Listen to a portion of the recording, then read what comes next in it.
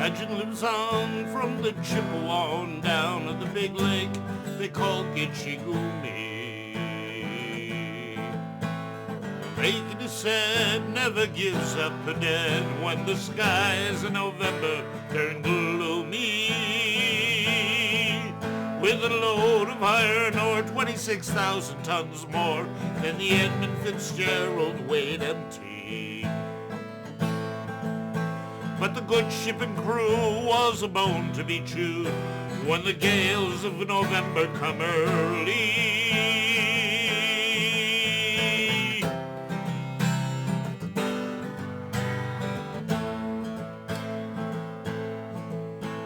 The ship was the pride of the American side, heading back from some mill in Wisconsin. As the big freighters go, she was bigger than most, with a captain and crew both well seasoned.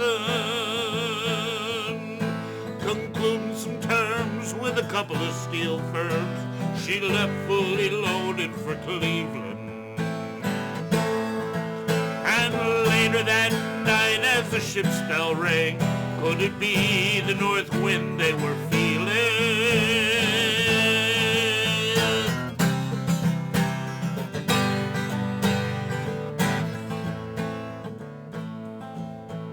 The wind in the rig made a tattletale sound as she shipped water over her railings. And every man knew, as the captain did too, was the witch of November come stealing.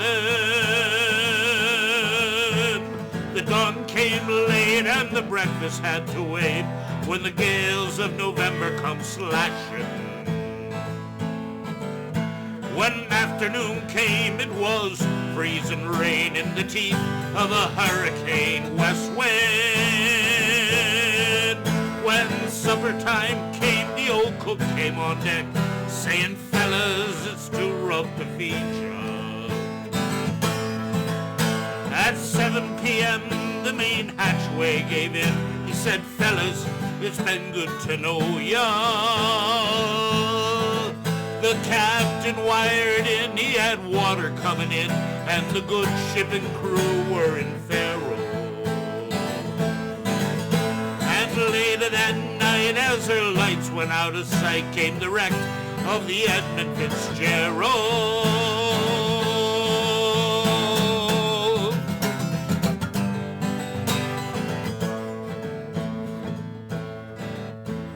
Does anyone know where the love of God goes when the winds turn the minutes to hours?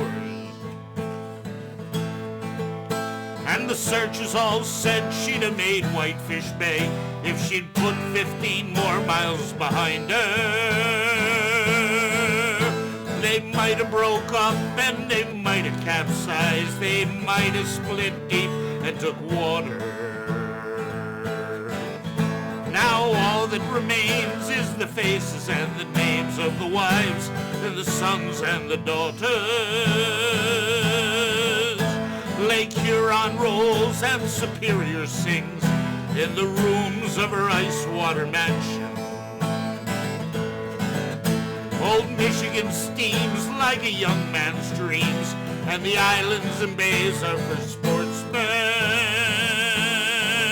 And farther below, Lake Ontario takes in what Lake Erie can feed her. And the iron boats go, as the mariners all know, where the gales of November remember.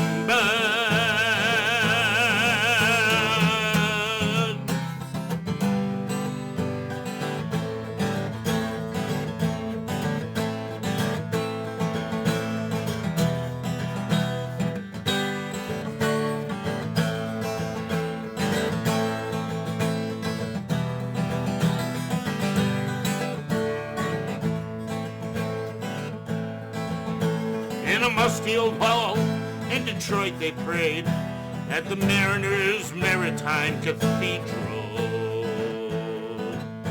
And the church bell chimed till it rang 29 times for the man on the Edmund Fitzgerald. The legend lives on from the Chippewa down, or the big lake they call Gitche Gumee.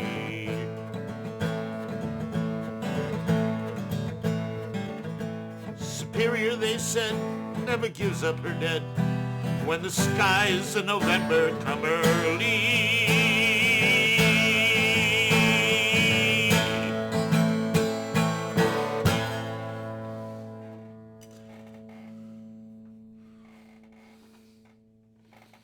Be well, be happy. On November 10th, 1975, the Edmund Fitzgerald went down.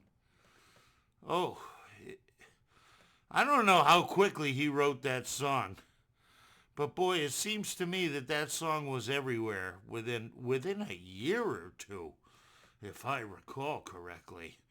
I can remember some bowling club I belonged to. Must have been a church group bowling club or a high school bowling club. I was certainly in high school. But I can remember that song being played every second or third song on the jukebox at the bowling alley in Saybrook there next to it was Barker's at the time, but where McNulty's Cafe was but I digress. Cheers, be well, be happy. Those of you who were alive during the 70s heard that song plenty. Be nice to each other, folks. Please be nice to each other. Hey, and congratulations to all my queer friends. You know, congratulations to all my queer friends. The Supreme Court made an historic decision today. Cheers to you. Cheers to you. Take care, folks. Please be nice.